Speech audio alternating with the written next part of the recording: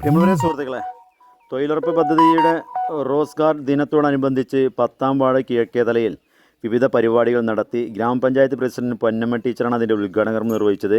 Ward member Sufaira, Punnakkad ward member Smitha Anilkumar, അതുപോലെ തന്നെ AS Maithili, തൊഴിലുറപ്പ് ഓവർസിയർ ആഷിഖ്, ഗഫൂർ, സ്റ്റാഫ് അംഗങ്ങൾ, മോണിറ്ററി അംഗങ്ങളൊക്കെ പങ്കെടുത്ത് നല്ല ഒരു അടിപൊളി പരിപാടിയാണ് അവിടെ നടന്നത്. അപ്പോൾ അതിൽ കലാപരിപാടികളും കാര്യങ്ങളും അമ്മമാരുടെ ഒപ്പനയും നൃത്തങ്ങളും കാര്യങ്ങളൊക്കെ ഉണ്ട്. എന്തായാലും നമുക്ക് ആ വീഡിയോ ചടങ്ങിൻ്റെ കുറച്ച് ഭാഗങ്ങൾ കണ്ടു നോക്കാം. ഇതിലൂടെ ഞാൻ ആ വീഡിയോയും ആഡ് ചെയ്യുന്നുണ്ട്.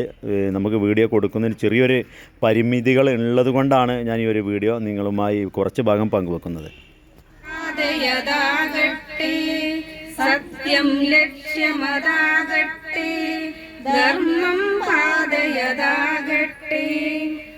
ഹൈന്ദവ ക്രൈസ്തവ ഇസ്ലാമികളുടെ കൈകളിണങ്ങിയിടട്ടെ, മനസ്സു നന്നാവട്ടെ. മതമേതെങ്കിലുമാകട്ടെ, മാനവവൃത്തി ജില്ലയിലെല്ലാം മാൺപുകൾ വിടരട്ടെ. മനസ്സു നന്നാവട്ടെ, മനസ്സു നന്നാവട്ടെ. വിവിധ വാർഡുകളിൽ ഇങ്ങനെ പരിപാടികൾ നടന്നുകൊണ്ടിരിക്കുന്നുണ്ട്.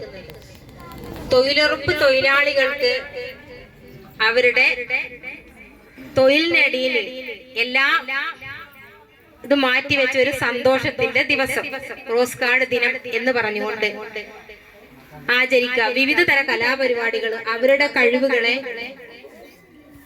പ്രോത്സാഹിപ്പിക്കുന്നതിന് വേണ്ടിയുള്ള ഒരു പരിപാടിയാണ് റോസ് ഗാർഡ് ദിനമായിട്ട് നമ്മൾ ആചരിച്ചുകൊണ്ടിരിക്കുന്നത്. അതൊരു നല്ല കാര്യം തന്നെയാണ്. രാവിലെ കാരണം തൊഴിലുറപ്പിൽ കൂടുതലും ഇതില് ജോലി ചെയ്യുന്ന ആളുകൾ എന്ന് പറഞ്ഞാല് നമ്മുടെ ചെറുപ്രായമുള്ള ആളുകൾ ആരും ഉണ്ടാവില്ല. എന്ത് തന്നെയാണെങ്കിലും 40-45 വയസ്സ് മുതൽ അങ്ങോട്ടുള്ള ആളുകളാണ് കൂടുതലും ഈ തൊഴിലാളികളായിട്ട് തൊഴിൽ ദിനത്തിൽ തൊഴിലുറപ്പിന്റെ തൊഴിലാളികളായിട്ട് പോകുന്നത്. പിന്നെ അപൂർവം ചിലതുള്ളൂ അതിന് താഴെയുള്ള ആളുകൾ ഈ പ്രവൃത്തിയിൽ ഏർപ്പെടുന്നത്. എന്നാലും അവർക്ക് അവരുടെ സന്തോഷങ്ങൾ അവരൊന്ന് എൻജോയ് ചെയ്യാന് അവർക്ക് എന്താ കഴിവുകളുണ്ട് എന്നുള്ളതൊക്കെ കണ്ടെത്തിക്കൊണ്ട് അവർക്കൊരു അവസരം ഒരുക്കി. എല്ലാവരും ഓരോ പ്രോഗ്രാമുകൾ തയ്യാറായിട്ട് നിൽക്കുകയാണെന്ന് മനസ്സിലായിട്ടുണ്ട്. നമ്മുടെ തൊഴിലുറപ്പ് വേദികളിൽ സമയങ്ങളിൽ നമ്മൾ ജോലി ചെയ്യുന്നു.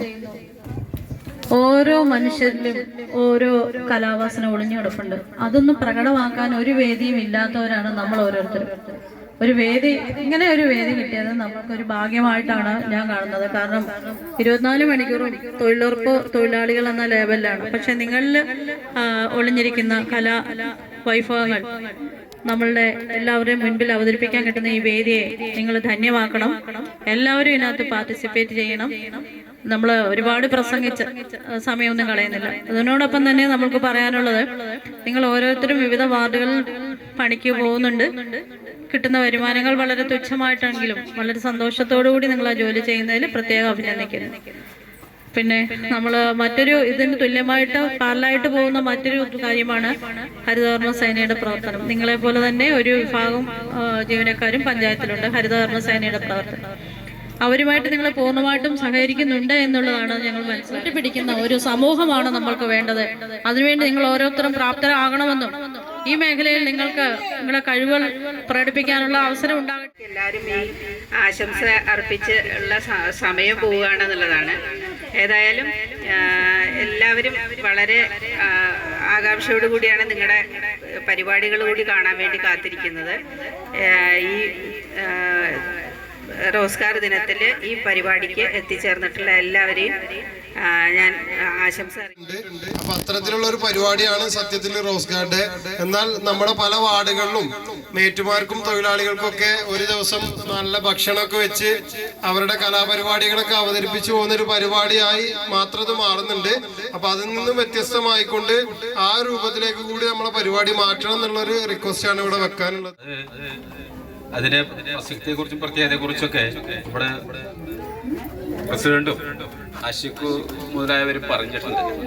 പ്രത്യേകിച്ചൊന്നും കൂടുതൽ നെട്ടിപ്പരത്തി പറയേണ്ട ആവശ്യമൊന്നുമില്ല. നമുക്ക് ഇന്ന് പണ്ടൊക്കെ സേതുട്ടനൊക്കെ അറിയണ്ടാവും, നമ്മുടെ പാടത്തൊക്കെ എൻ്റെ അമ്മ ഒക്കെ പാടത്ത് കൃഷിയൊക്കെ ചെയ്യുന്ന സമയത്ത് അവർ പണിയെടുത്തുകൊണ്ടാണ് പാടിയത്.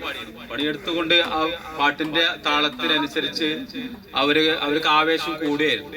കട്ട് മെതിക്കുമ്പോഴും പിന്നെ കട്ട് തല്ലുമ്പോഴും കൊയ്യുമ്പോഴും ഒക്കെ ആ ആവേശത്തോടുള്ള ആ പാട്ട് എത്ര വിശപ്പുണ്ടെങ്കിലും അവർക്ക് ആ വിശപ്പ് പക്ഷെ അതിനൊന്നും കൂലി ഇവർക്ക് കിട്ടിയിട്ടില്ല. പിന്നെ അതുമല്ല, NMSന്റെ പ്രശ്നം ഞങ്ങൾക്ക് ബുദ്ധിമുട്ടാണ്. കാരണം ഈ പ്രായമായ ആൾക്കാരാകുമ്പോ കുറെ ദൂരത്ത് ബോർഡ് വെക്കുമ്പോൾ അവർക്ക് നടന്നു പോകാനൊരു ബുദ്ധിമുട്ടുണ്ട്. NMS എടുക്കുന്നതിന് പ്രശ്നമല്ല, പക്ഷെ അത് നമ്മൾ സൈറ്റിൽ നിന്ന് തന്നെ കിട്ടുകയാണെങ്കിൽ അത് വലിയ ഉപകാരമായിരുന്നു. പിന്നെ ഇവിടെ അവതരിപ്പിക്കുന്നതൊക്കെ പ്രായമായ ആൾക്കാരാണ്. പിന്നെ 50 വയസ്സും 48 വയസ്സൊക്കെ ഉള്ള അമ്മമാരാണ്. ഒരു പാട്ട് പാടി പുറത്തുനിന്ന് അത് ഏറ്റുപിടിച്ചാൽ ഇവിടെ ആളുണ്ട്. ഒരു പാടലും ഉണ്ട്. പക്ഷെ വീഡിയോ ആണെന്നുണ്ടെങ്കിൽ ഞങ്ങളെ കയ്യിലും ഉണ്ട് അതിന്റെ. എന്നാ പിന്നെ ഇതിൽ അപ്ലോഡ് ചെയ്യാം.